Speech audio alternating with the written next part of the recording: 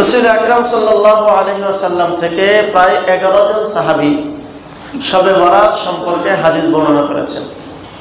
অর্থাৎ 11 জন সাহাবী থেকে বর্ণিত আছে যে শবে বরাত অর্থাৎ লাইলাতুন নিসফি মিন শাবান, শাবানের 14ই দিবাগত রাত, এটা ফজিলতের রাত, ইবাদত বন্দেগী করার রাত। এই রাতে আল্লাহ তাআলা বিশেষভাবে ইবাদত গুজার, তওবা করনেওয়ালা, আল্লাহর কাছে যারা চোখের পানি ছাড়বে, মাফ চাইবে, ক্ষমা চাইবে, এদেরকে আল্লাহ ক্ষমা করবেন, এমন কথা অন্তত 11 জন সাহাবী থেকে বর্ণিত আছে। এর মধ্যে হযরতে সাইয়্যিদনা আবু বকর সিদ্দিক রাদিয়াল্লাহু আনহু, আম্মা জান আয়েশা রাদিয়াল্লাহু আনহা, মুআজ বিন জাবাল রাদিয়াল্লাহু আনহু, হযরত আলী রাদিয়াল্লাহু আনহু, এমন বিশিষ্ট অনেক সাহাবী থেকে এই রাতের ফজিলত, এই রাতের করণীয় সম্পর্কে বর্ণিত আছে। এই জন্য রাসূলের জামানা থেকে নিয়েই আজ পর্যন্ত যুগে যুগে উম্মার বিশিষ্ট উলামায়ে কেরাম, নির্ভরযোগ্য উলামায়ে কেরাম, তারা এই বিষয়টাকে সমর্থন করেছেন এবং উদযাপন করে এসেছেন, আমল করে এসেছেন। যদিও এই হাদিসগুলো থাকা সত্ত্বেও আমাদের সমাজের মধ্যে এক শ্রেণীর মানুষ শবে বরাত আসলে এই কথা প্রচার করতে থাকে, এটা ভিত্তিহীন, এটা বিদআত, এবং দলিল হিসাবে তারা বলে থাকে যে কোরআন হাদিসে শবে বরাত নাই। আমি গত জুমায় আলোচনা করেছিলাম শবে বরাত এই শব্দ দুটি, শব এবং বারাত শব্দ দুটি ফার্সি ভাষার শব্দ। এই দুটি শব্দ কোরআন হাদিসে নাই, এটা ঠিক আছে, কিন্তু আমাদের দেশে আমরা যেটাকে শবে বরাত বলি, হাদিসের ভাষায় এটি হচ্ছে লাইলাতুন নিসফি মিন শাবান, অর্থাৎ শাবান মাসের মধ্য রজনী। অনেক সময় স্থান কাল পরিবর্তনে একই জিনিসের নাম বিভিন্ন এলাকায় মানুষ বিভিন্ন নামে রেখে থাকে।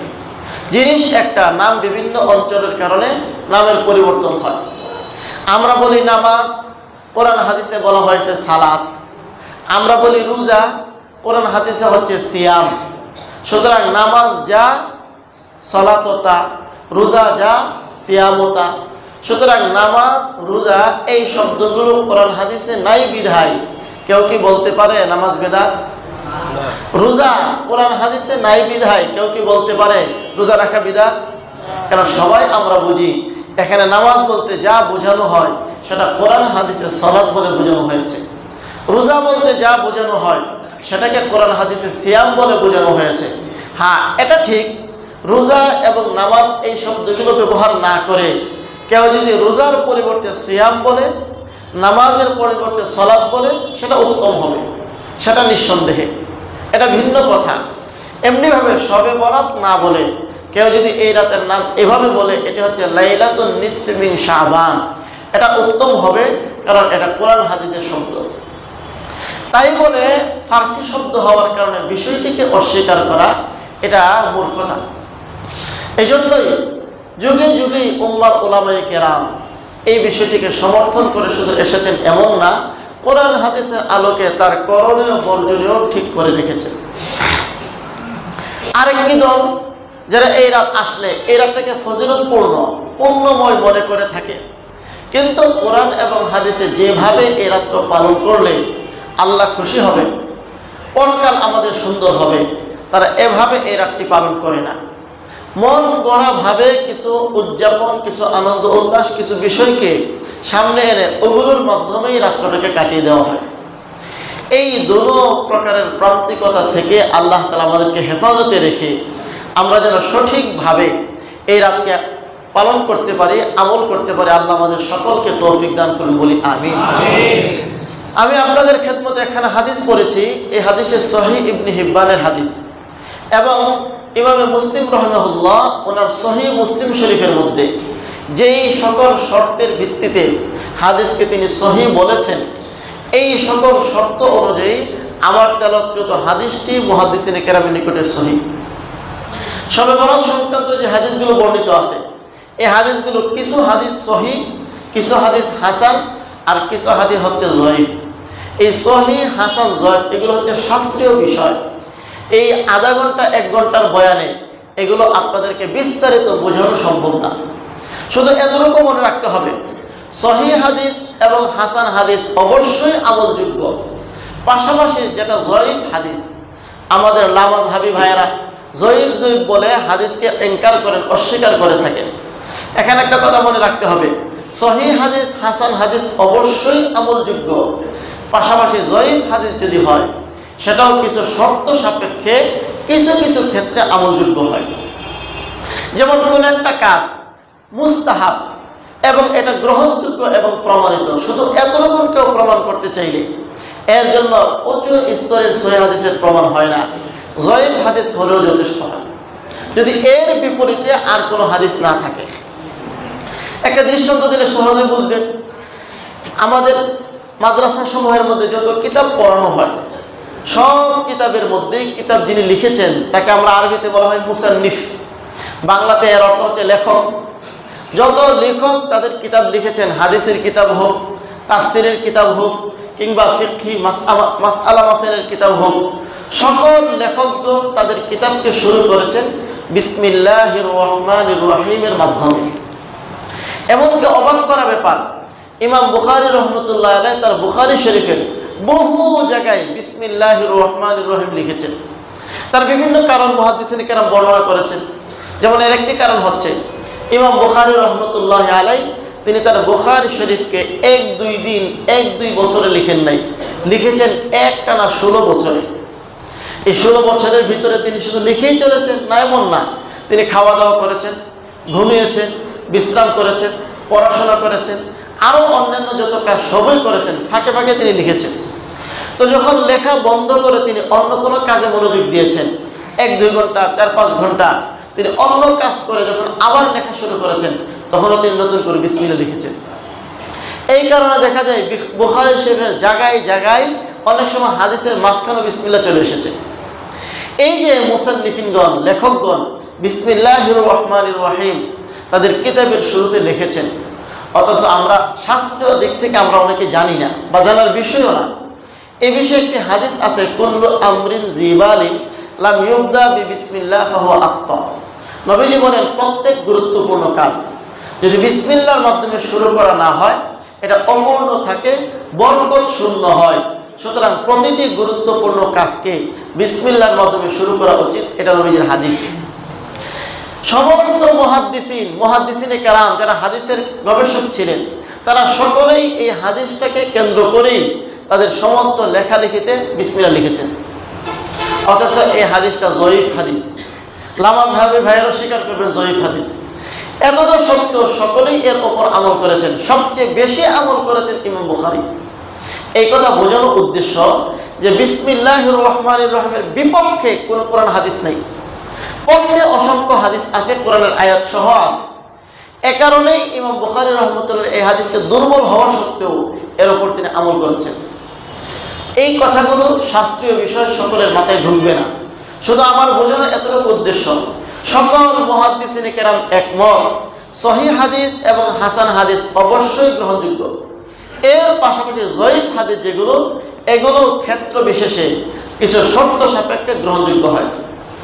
এ কারণেই যারা আমাদের লামাযহাবী ভাইয়েরা আছেন, আহলে হাদিস ভাইয়েরা আছেন, তাদের একজন বড় আলেম, তারা সকলেই তাকে শ্রদ্ধার দৃষ্টিতে দেখে, আমরাও শ্রদ্ধার দৃষ্টিতে দেখি। ইনি হচ্ছেন শেখ নাসিরউদ্দিন আলবানী রহমতুল্লাহ আলাইহি, আরবের প্রখ্যাত আলিম। ইনি তার সিলসিলাতুল আহাদিস সহিহা, সিলসিলাতুল আহাদিস যঈফা, অর্থাৎ সহিহ হাদিস সমগ্র আর দুর্বল হাদিস সমগ্র নামে আলাদা আলাদা তিনি কিতাব রচনা করেছেন।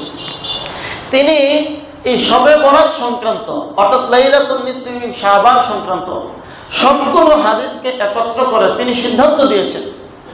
সিদ্ধান্তটা কি আমার না, লামাযহাবী আহলে হাদিস ভাইদের যারা, যিনি গুরু, যিনি বড় ইমাম মনে করেন যাকে, তিনি সিদ্ধান্ত দিয়েছেন যে নিঃসন্দেহে শবে বরাত সংক্রান্ত, লাইলাতুন নিসফি মিন শাবান সংক্রান্ত যতগুলো হাদিস আছে বিমজমুই হাদিহি তুরুক সহিহুন বিলা রাইবিন, অর্থাৎ সমগ্র সামগ্রিক বিচারে লাইলাতুন নিসফি মিন শাবান সংক্রান্ত যত হাদিস এগুলো বিশুদ্ধ এবং সন্দেহ মুক্ত, অর্থাৎ এর উপরে আমল করা চলে।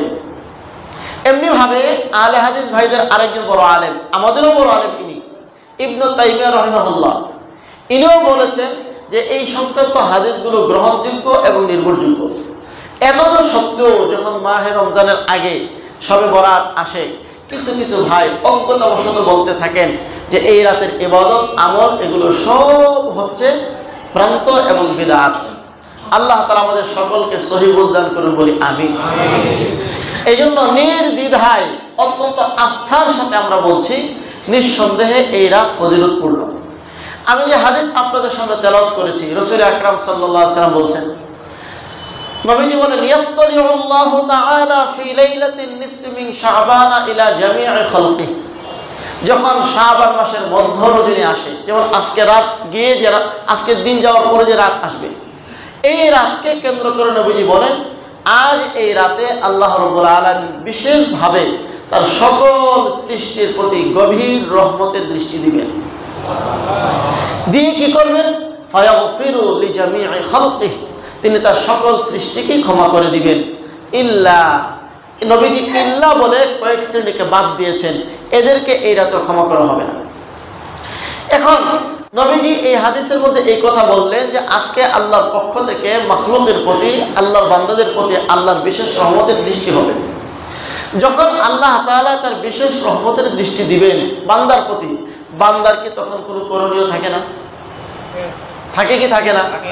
আল্লাহ তাআলা রহমতের দৃষ্টি দিবেন, আর আমি আর আপনি ল্যাপ তোষক গায়ে দিয়ে রাত ভোর শুয়ে ঘুমিয়ে কাটিয়ে দিব, এটা কি বান্দার পরিচয়?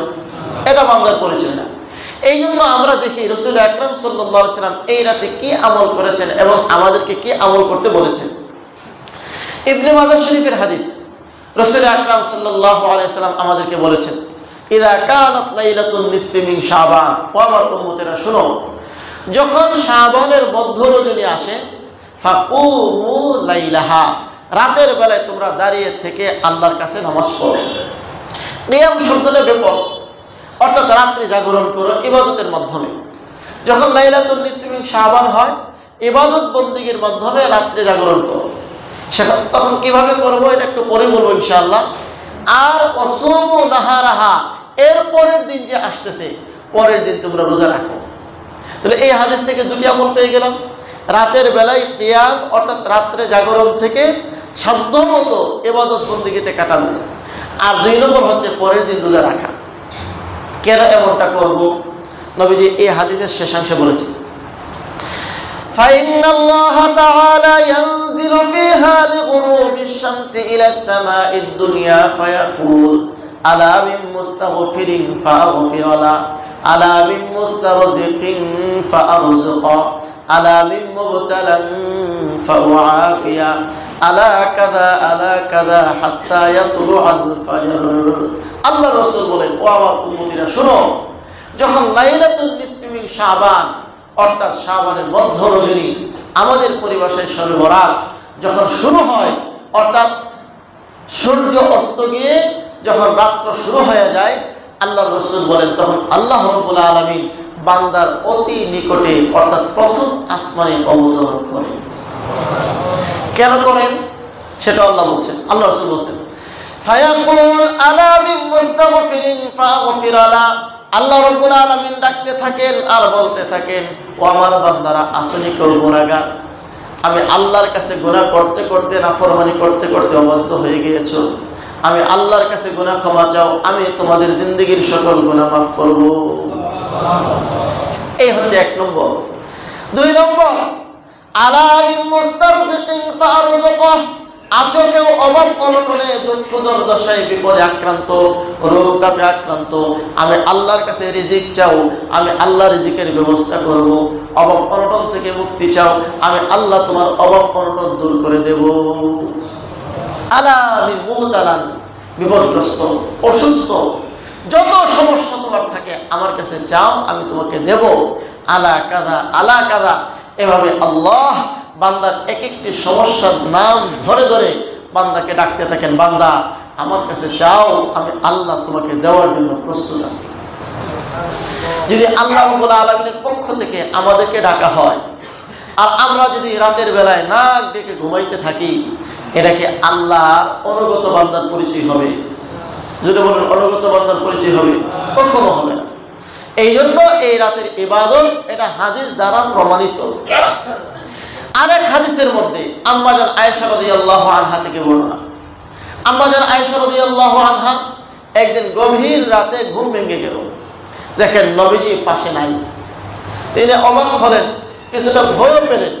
খুঁজতে খুঁজতে খুঁজতে খুঁজতে গিয়ে দেখলেন জান্নাতুল বাকি কবরস্থান, যারা মদিনাতে গিয়েছেন জান্নাতুল বাকি কবরস্থানে নবীজি সাল্লাল্লাহু আলাইহি ওয়াসাল্লাম চোখের পানি ছাড়তেছেন আর আল্লাহর কাছে কাঁদতেছেন।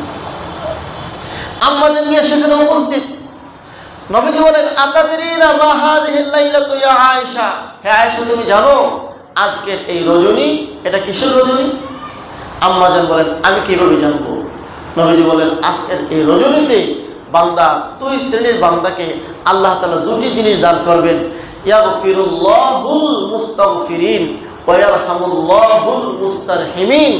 যারা আল্লাহর কাছে ক্ষমা চাইবে আল্লাহ তাদেরকে ক্ষমা দান করবেন, যারা আল্লাহর কাছে রহমত চাইবে আল্লাহ তার রহমতের দরজা তার জন্য খুলে দিবেন। আর নবীজি বলেন, এটি হচ্ছে লাইলাতুন নিসফি মিন শাবান, শাবানের মধ্য তারিখের রজনী। তো কেউ কেউ কোন ওলামায়ে কেরাম এখান থেকে বের করেছেন যে নবীজি রাতের বেলায় জান্নাতুল বাকি কবরস্থানে কেন গিয়েছেন? কবরস্থানে যাওয়ার উদ্দেশ্য হলো কবরকে জিয়ারত করা। এটাও এই রাতের একটি আমলের অন্তর্ভুক্ত।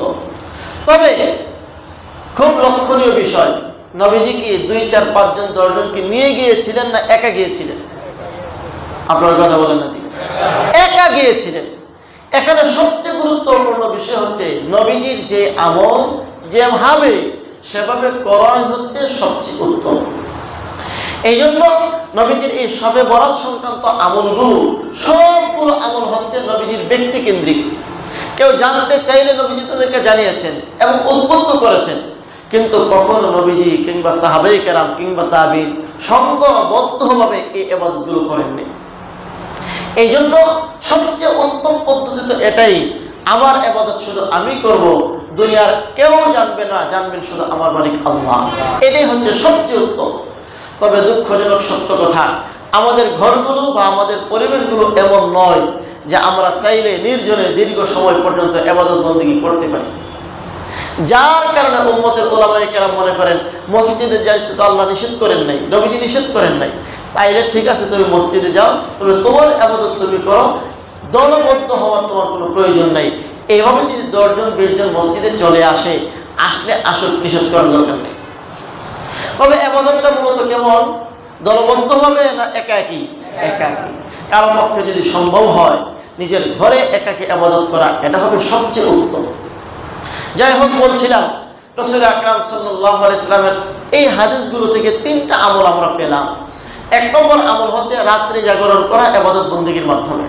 এই ইবাদত কিভাবে আমরা করব? 2 রাকাত 4 রাকাত 6 রাকাত নামাজ পড়তে থাকা।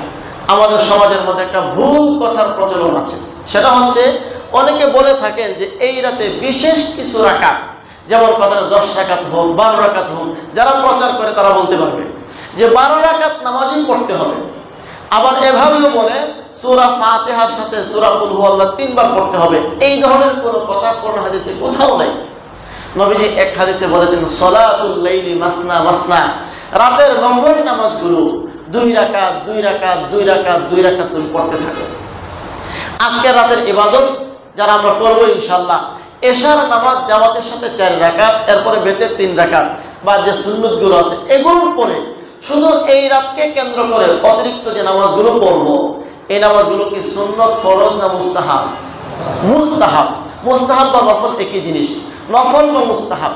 আর নবীজি বলেছেন নফল নামাজ রাতের বেলায় 2 রাকাত 2 রাকাত 2 রাকাত 2 রাকাত এইভাবে চলতে থাকবে। নবীজির সংখ্যা ঠিক করে দেন নাই, তবে একসাথে 2 রাকাত পড়া উত্তম। এরপরে আবার 2 রাকাত, এরপরে আবার 2 রাকাত, এরপরে আবার 2 রাকাত। আপনার পক্ষে সম্ভব হলে সারা রাত 2 রাকাত 2 রাকাত করতে করতে আপনি 1000 রাকাত পড়েন, কোনো সমস্যা নেই। এবং আপনার যেই সূরাগুলো মুখস্থ আছে ওই সূরাগুলো দিয়ে পড়তে থাকেন। কুল হুয়াল্লাহ সূরা 3 বার পড়তে হবে, প্রথম রাকাতে 3 বার, দ্বিতীয় রাকাতে 2 বার, এই জাতীয় কোনো নিয়মও নেই। এগুলো পরিষ্কার বিষয়। এগুলো বিশেষভাবে মা বোনেরা এই কথাগুলি বেশি বিশ্বাসী। এজন্য আমার এই আওয়াজ যাদের কাছে পৌঁছতেছে তারা তো বুঝবেন ইনশাআল্লাহ। আমরা পুরুষ ভাইয়েরা ঘরে গিয়ে মা বোনদেরকে বেশি করে বুঝিয়ে বলবো। এটা হচ্ছে এক কথা। তাহলে 1 নম্বর আমল হচ্ছে আজকের রাতে নফল নামাজ পড়া। কিছুক্ষণ নামাজ পড়ার পর যদি ক্লান্তি আসে, কোরআন তেলাওয়াত করলাম। হুজুর আমরা তো কোরআন তেলাওয়াত করতে পারি না। যারা তেলাওয়াত দেখে দেখে করতে পারি, দেখে দেখে করব। দেখে দেখে করতে পারি না, কয়েকটা সূরা মুখস্থ আছে কিনা? সূরা ফাতিহা জানি, কুল হুয়াল্লাহু সূরা জানি, ইন্না আতাইনা সূরা জানি। যেই সূরাগুলো আমার মুখস্থ আছে এগুলোই হাতে তসবিহ জপতে পারেন, কিংবা এইভাবে তেলাওয়াত করতে পারেন। 100 বার, 1000 বার আপনি সূরা ফাতিহা পড়েন, সূরা কুল হুয়াল্লাহ পড়েন। তেলাওয়াতের নিয়তে এগুলো করলে এটা তো কোরআন তেলাওয়াত হচ্ছে। কোরআন তেলাওয়াত মানে শুধুমাত্র কোরআন শরীফ খুলে পড়তে হবে এমনটা জরুরি নয়। আপনি যতটুকু মুখস্থ পারেন এতটুকুও পড়তে পারেন। আর যাদের কোরআন তেলাওয়াত চালু আছে, পড়তে পারে মাশাআল্লাহ শুদ্ধভাবে, তারা কোরআন তেলাওয়াত দেখে দেখে করুন। মোট কথা কোরআন তেলাওয়াত করা সকলের জন্যই সম্ভব। যারা দেখে পড়তে পারেন দেখে পড়বেন, দেখে পড়তে না পারলে যা মুখস্থ আছে বসে বসে আধা ঘন্টা সময় কোরআন তেলাওয়াত করতে থাকবেন। কারণ আল্লাহ রাসূল বলেছেন আফজালুল যিকির তিলাওয়াতুল কোরআন, সর্বোত্তম ইবাদত কোরআন, নফল ইবাদত হচ্ছে কোরআন তেলাওয়াত, সর্বোত্তম জিকির বলা হয়েছে। কিছুক্ষণ কোরআন তেলাওয়াত করলাম, এরপরে আবার কিছুক্ষণ জিকির চলল। এই জিকিরও একাকী হয় উত্তম। লা ইলাহা ইল্লাল্লাহ, লা ইলাহা ইল্লাল্লাহ, ইল্লাল্লাহ ইল্লাল্লাহ, আল্লাহ আল্লাহ। যেই জিকির আমার জানা আছে এই জিকির আমি করতে থাকলাম। জিকিরের জন্য কোনো সংখ্যা ঠিক করা নাই, কোরআন হাদিসে কোথাও সংখ্যা দেওয়া নাই যে আপনি আল্লাহ জিকির এতবার করবেন। হ্যাঁ, উলামায়ে কেরাম যারা মুরিদ হয়ে থাকেন শাইখের কাছে, পীর মুর্শিদের কাছে, তারা সবক হিসাবে দিয়ে থাকেন, এটা হচ্ছে ঔষধের ডোজ। কিন্তু একজন মানুষ ইবাদত হিসেবে যদি জিকির করে এই জিকিরের কোনো সংখ্যা নাই, বরং আল্লাহ কোরআনে বলেছেন ইয়া আইয়ুহাল্লাযীনা আমানু যিকুরুল্লাহা যিকরান কাসীরা, হে ঈমানদাররা আল্লাহর জিকির করো বেশি বেশি। কতবার বলুন, কতবার জিকির করবে? বেশি বেশি, মানে এর কোনো কি নাই, সংখ্যা নাই। যত সংখ্যা আপনার মনে চাই তত। একটাই মাত্র ইবাদত আল্লাহর জিকির। আল্লাহ এখানে কোনো শর্ত লাগান নাই, বিনা শর্তে। ওযু নাই, ওযু ছাড়া পড়তে পারো। গোসল ফরজ, এরপরও জিকির করতে পারো। গোসল ফরজ অবস্থায় কোরআন তেলাওয়াত করা যায় না, কিন্তু জিকির করা যায়। আল্লাহ আল্লাহ, লা ইলাহা ইল্লাল্লাহ, এই জিকিরগুলোর জন্য কোনো শর্ত দেওয়া হয় নাই, নিঃশর্ত হবে সর্বাবস্থায় আল্লাহ জিকির করা যায়। কোরআনে তো আল্লাহ চমৎকার বলেছেন আল্লাযীনা ইয়াযকুরুনাল্লাহা কিয়ামান ওয়া কুউদান ওয়া আলা জুনুবিহিম ওয়া ইয়াতাফাক্কারুনা ফি খালকিস সামাওয়াতি ওয়াল আরদ। আল্লাহ রাব্বুল আলামিন বুদ্ধিমান বান্দার পরিচয় দিয়েছেন। যারা জ্ঞানী বান্দা, বুদ্ধিমান বান্দা, তাদের পরিচয় হচ্ছে তারা দাঁড়িয়ে, শুয়ে, বসে সর্বাবস্থায় আল্লাহর জিকির করে। তাহলে আল্লাহর জিকিরের জন্য ওযু করতে হবে। সবাই বলে ওযু করতে হবে, শরীর পাক থাকতে হবে। পাক থাকতে হয় না, ওযু থাকতে হয় না, যে কোনো অবস্থায় আল্লাহর সব জিকির করা যায়। শুধু কোরআন পড়ার জন্য ফরজ গোসল, যে গোসল ফরজ হয় এই অবস্থাটা না থাকতে হয়। কিন্তু অন্য সব জিকির, দুরূদ শরীফ, দোয়া সর্বাবস্থায় করা যায়। কিছুক্ষণ জিকির করলাম, এরপরে ইস্তেগফার পড়লাম, আস্তাগফিরুল্লাহ আস্তাগফিরুল্লাহ, দুরূদ শরীফ পড়লাম, যে কোনো দুরূদ শরীফ, সাল্লাল্লাহু আলাইহি সাল্লাম সবচেয়ে ছোট্ট দুরূদ, বা আল্লাহুম্মা সাল্লি আলা মুহাম্মদ। এইভাবে কিছুক্ষণ আমল করার পর এরপরে নির্জনে বসে, নিভৃতে বসে, আমি জানি আর আমার মালিক জানে, চোখের পানি ছেড়ে নিজের জিন্দেগির সকল গুনাহ খাতার জন্য আমার কাছে মাপ চাওয়া। এইভাবে রাত্রটাকে কাটানো। এক হাদিসের মধ্যে আল্লাহ রাসূল সাল্লাল্লাহু আলাইহি ওয়াসাল্লাম বলেছেন 7 শ্রেণীর মানুষকে আল্লাহ তাআলা আরশের ছায়ার নিচে জায়গা দেন। এবং ওই 7 শ্রেণীর বর্ণনা দিতে দিতে নবীজি শেষ দিকে গিয়ে বলেছেন অরজুলুন বাকাত ফি খাশিয়াতিল্লাহ, এমন বান্দা যে আল্লাহর ভয়ে নির্জনে নিভৃতে চোখের পানি ছাড়ে, তাকে আল্লাহ কিয়ামতের ময়দানে হাসরের দিনে আরশের নিচে ছায়া দান করবেন। কেউ দেখলো না, কেউ জানলো না, আমি জানলাম, আমার মালিক জানলো, তার কাছে আমি চোখের 2 ফোঁটা পানি ছাড়লাম। এটার দাম আল্লাহর কাছে অনেক বেশি। এই জন্য এইভাবে রাত্রটাকে কাটানোর চেষ্টা করা, ইনশাল্লাহ করবো তো আমরা। এটা হচ্ছে আজকে রাত্রের আমল। আর আগামীকাল রোজা রাখা। রোজা সম্পর্কে একটা কথা মনে রাখতে হবে, এই শবে বরাতকে কেন্দ্র করে যে রোজা, এটা মূলত একটি রোজা। হ্যাঁ, কেউ যদি 3 রোজা রাখে, 3 রোজা কীভাবে, যেমন আজকে রোজা, গতকালকে এবং আগামীকালকে 3 রোজা, এটা শবে বরাত হিসাবে নয়, আইয়ামে বীজ হিসাবে রাখা এটা সুন্নাত। আইয়ামে বীজ মানে হচ্ছে আরবি মাসের 13 তারিখ, 14 তারিখ, 15 তারিখ। কয় তারিখ বললাম? 3 তারিখ। 13, 14, 15 এই 3 দিনকে বলা হয় আইয়ামে বীজ। এই আইয়ামে বীজ এই 3 দিনের রোজা এমনিতে সারা বছর সব আরবি মাস অনুযায়ী সুন্নাত। কেউ যদি এই দৃষ্টিকোণ থেকে রাখে তাহলে অবশ্যই সব পাবে। তবে শবে বরাতকে কেন্দ্র করে 3 রোজা, বিষয়টা এমন নয়। শবে বরাতের রোজা একটাই, কিন্তু আগে আরও যদি 2 রোজা রাখে, এটা কিসের রোজা হবে? আইয়ামে বীজের রোজা হবে।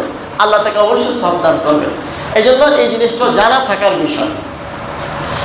দুটি মজাদার কথা বললাম। 3 নম্বর, ওই যে নবীজির ওই হাদিস, নবীজি জান্নাতুল বাকি কবরস্থানে গিয়েছেন। কারোর পক্ষে যদি সম্ভব হয়, বাবার কবর, মায়ের কবর, দাদার কবর, দাদির কবর, আমি আমার হিসাবে গেলাম, সাথে কাউকে না নিয়ে গেলাম। হ্যাঁ, যদি এমন হয় যে আমার একা যাইতে ভয় লাগে, তাই আমি আমার ভাইকে নিয়ে গেলাম, সেটা ভিন্ন জিনিস। কিন্তু না, চলেন 5 জনে যাই, এটা করলে বেদাত হওয়ার সম্ভাবনা আছে। এই জন্য এইভাবে না করা। আমি আমার কবরস্থানে, আমার মায়ের কবরে, বাবার কবরে যাব, কিংবা কারোর কবর হওয়া জরুরি না, মুসলমানের কবর হলেই চলে। আমি গেলাম, সেখানে চোখের পানি ছাড়লাম, দোয়া করলাম, আল্লাহ যেন কবরবাসীদেরকে মাফ করে, আমাকেও মাফ করে। এটা ইনশাআল্লাহ সব হবে, নবীজির আমলের সাথে মিলবে না। এই বিষয়গুলো হচ্ছে আজকে রাতের বিশেষ করণীয়।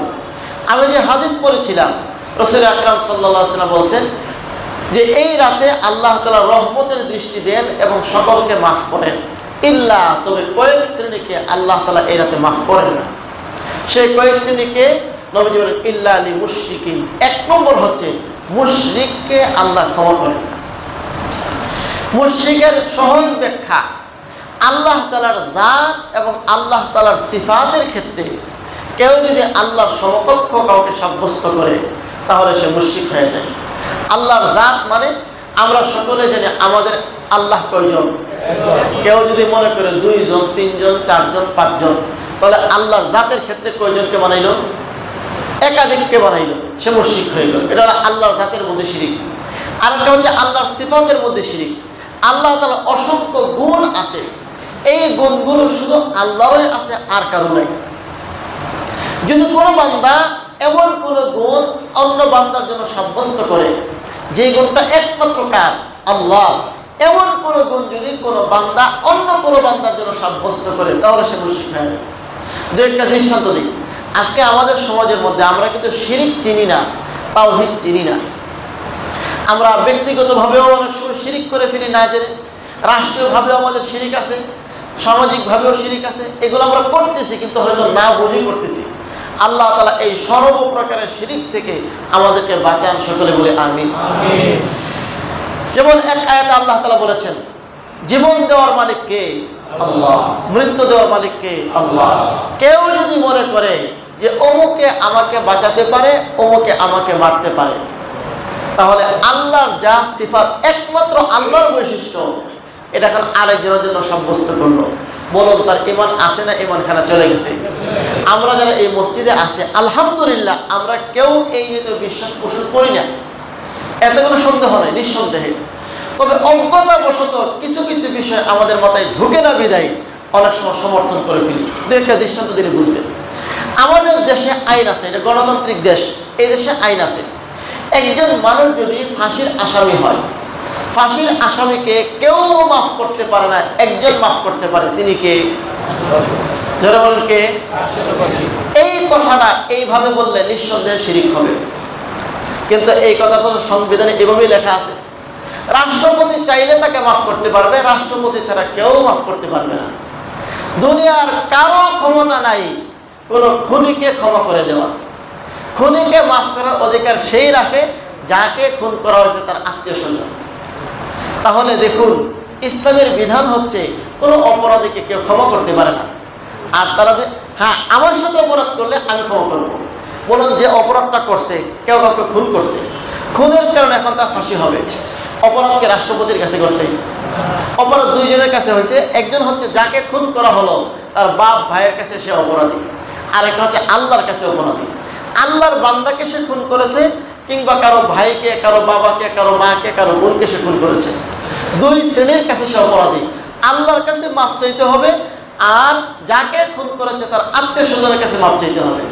মাঝখান থেকে রাষ্ট্রপতি মাফ করলে বলে মাফ হয়ে যায়, এই জাতীয় বিশ্বাস করলে এটা কুফরি বিশ্বাস, শিরিকি বিশ্বাস। এগুলো হচ্ছে রাষ্ট্রীয় পর্যায়ের শিরিক, আমাদের দেশে আছে। এই জন্য আমরা অনেক সময় বলেছি যে এই সংবিধান নিঃসন্দেহে কুফরি সংবিধান, এই সংবিধানকেও বঙ্গোপসাগরে পাঠাতে হবে। এই সংবিধান কুফরি সংবিধান, কারণ যারা রচনা করেছে এরা দিন বুঝে না, ইমান বুঝে না, ইসলাম বুঝে না, কিচ্ছু বুঝে না। এই জন্য তারা এই জাতীয় সংবিধান তৈরি করেছে। তবে হ্যাঁ, এই জাতীয় কথা বললে কাউকে আমরা মুশরিক বলি না। কেন মুশরিক বলি না? কারণ তিনি জানেন না ইমান কি শিরিক কি, অজ্ঞতা।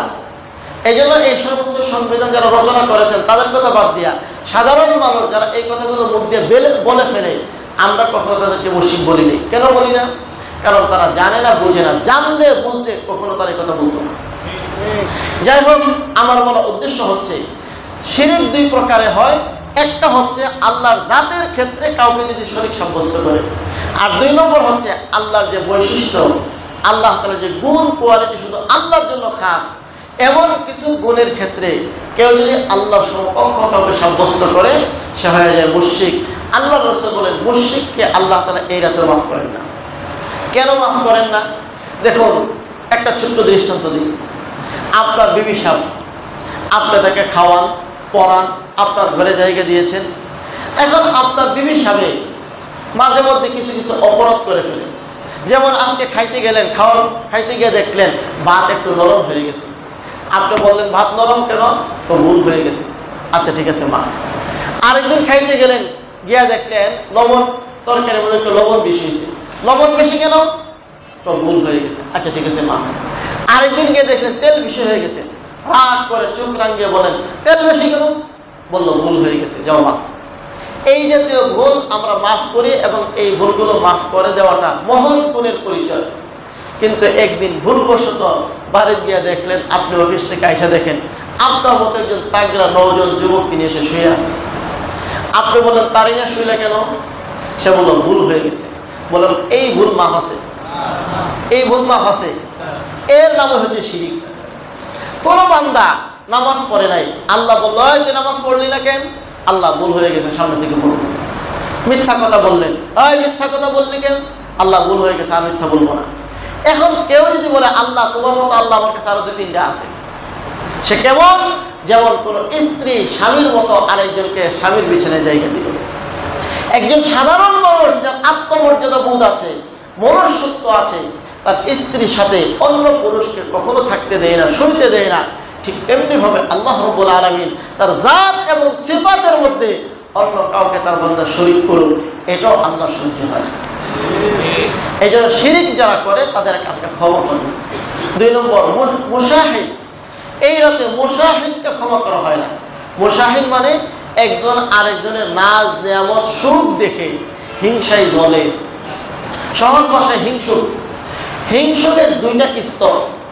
একটা স্তর হচ্ছে এটা এক ক্ষেত্রে মার্জনীয়, তবে দূর করা উত্তম।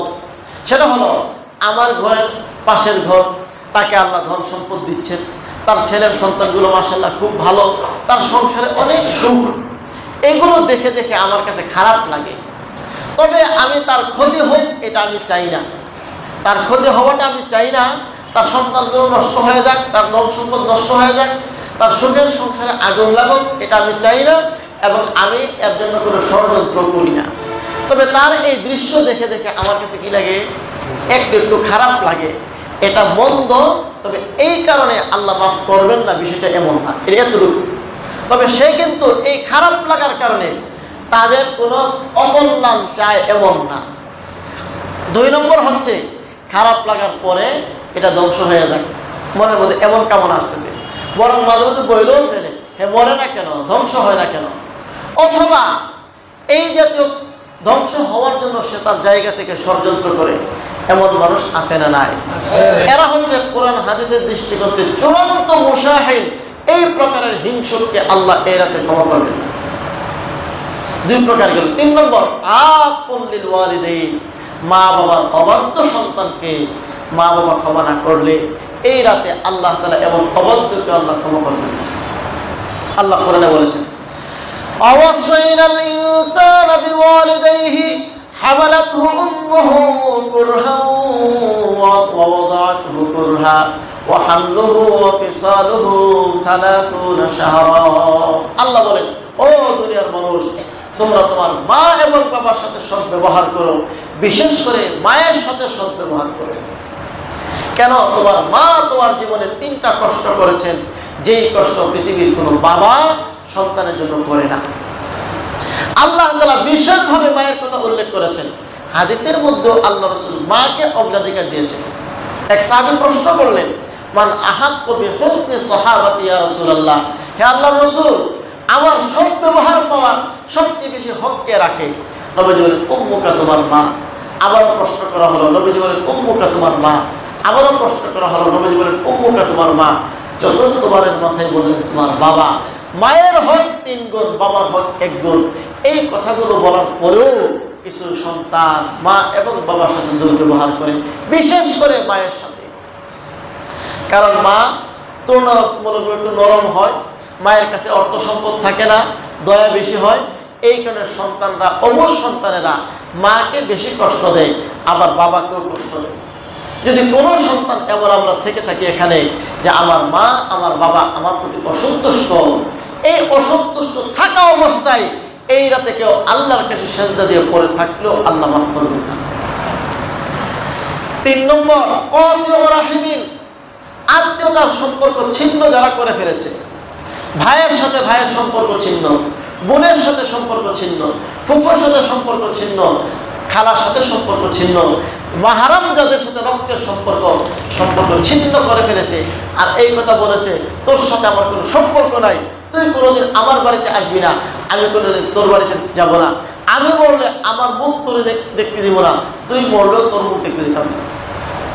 এমন কিছু মানুষ আছে না? দুনিয়ার সামান্য থেকে সামান্য স্বার্থের জন্য রক্তের সম্পর্ককে যারা ছিন্ন করে, আল্লাহ রাসূল বলেন, এই শ্রেণীর মানুষ জান্নাতে যাবে না, এই রাতেও তারা আল্লাহর কাছে ক্ষমা পাবে না। কয় শ্রেণী গেল? 4 শ্রেণী। 5 নম্বর, মুদমিনুল খামর, যারা নিয়মিত নেশা জাতীয় বস্তু পান করে, এদেরকেও আল্লাহ তাআলা এই রাতে ক্ষমা করেন না। 6 নম্বর, মুসবিলুল ইজার, যারা টাকনুর নিচে লুঙ্গি, পাজামা, প্যান্ট ইত্যাদি পরিধান করে, ইচ্ছাকৃতভাবে যারা পরে, এদেরকেও আল্লাহ ক্ষমা করবেন না। এখানে আমাদের সমাজের মধ্যে কিছু ভাই আছে, এরা হয়তো জানে না, এমনই হওয়ার সম্ভাবনা বেশি। মসজিদে ঢোকার সময় প্যান্টটাকে টাইনা উপরে উঠাইছে, আবার মসজিদ থেকে যাওয়ার পরে প্যান্টটা নিচে নামাই দিয়েছে। আছে না নাই? এটা কিন্তু গুনাহ। মসজিদের ভিতরে যেমন গুনাহ, মসজিদের বাইরেও এমন গুনাহ। আমি এই বিষয়ে আগে কথা বলেছি, প্যান্ট পরা কিন্তু গুনাহ নয়, তবে এটা সুন্নতি পোশাক নয়। সুন্নতি পোশাক হচ্ছে ঢিলা ঢালা, নবী সাহাবারা যে পোশাক পরেছেন সেটা। শার্ট প্যান্ট পরাটা এটা আমাদের দেশের সংস্কৃতি। তবে প্যান্ট যদি টাইট ফিট হয়, যার যারা লজ্জা শরমের জায়গাগুলো চিহ্নিত হয়ে যায়, এটা নিঃসন্দেহে গুনাহের কারণ। এই জন্য কেউ যদি প্যান্ট পরে ঢিলা ঢালা করে তাহলে কোনো অসুবিধা নাই, তবে এই জাতীয় পোশাক বর্জন করাটা ভালো।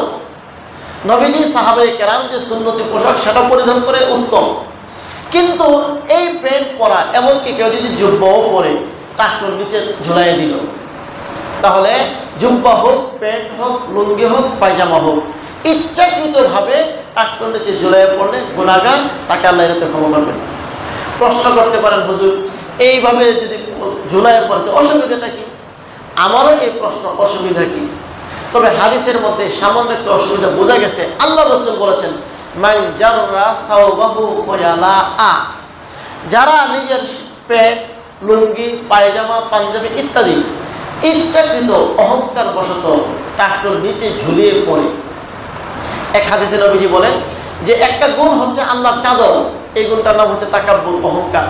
অহংকার আল্লাহর জন্য গুণ, বান্দার জন্য দোষ। অহংকার মানে কি? আমি বড়, আমি বড়, এই কথাটা কার গুণ? বলেন একমাত্র বরত্ব কার? আল্লাহ। সুতরাং আল্লাহর বরত্বে সে যেন টান মারল। আর নবীজি বলেন, আল্লাহ হাদিসে কুদসি, যে আমার বরত্বকে নিয়ে টান দেয় আমি তাকে জাহান্নামে ফেলে দিই। এই জন্য বান্দার জন্য কোনো বরত্ব নেই, বান্দার জন্য হচ্ছে তাওয়াজু, ছোট হওয়া, আর বরত্ব একমাত্র আল্লাহ। আর এইভাবে পোশাক পরলে নবীজির হাদিস থেকে বোঝা যায় আস্তে আস্তে অহংকার বোধ তার দিনের ভিতরে জন্ম হইতে থাকে। এই জন্য এই জাতীয় পোশাক পরতে হাদিসে নিষেধ করা হয়েছে। এখন প্রশ্ন, হুজুর এই জাতীয় অপরাধ তো আমরা অনেক সময় করে ফেলেছি, বা আমিও এখন এই জাতীয় অপরাধে লিপ্ত আছি। আপনি তো বললেন আজকে ক্ষমা পাবো না, তাহলে আমার কি জিন্দগিতে ক্ষমা নাই? এই প্রশ্ন হতে পারে কি পারে না? এর জবাব, এই রাত্র আসার আগে আগে এই সকল গুনাহ থেকে আল্লাহর কাছে খালেদ দিলে তওবা করতে হবে। যিনি শিরক করেছেন আগে, খালেদ দিলে তওবা করতে হবে। আল্লাহ, আমি আজ থেকে তওবা করলাম, নতুন করে কালিমা পড়ে নিলাম, আমি আমার ঈমানকে দোহরায় নিলাম, আর কোনোদিন তোমার জাতের সাথে সিফাতের সাথে কাউকে শরীক করবো না। আমি আমার ভাইয়ের সাথে হিংসা করবো না। আত্মীয়তার সম্পর্ককে নষ্ট করে ফেলেছিলাম, এখন গিয়ে তাদের সাথে ফোনে যোগাযোগ করে ক্ষমা চেয়ে তাদের সাথে স্বাভাবিক জীবনযাপন করা শুরু করব।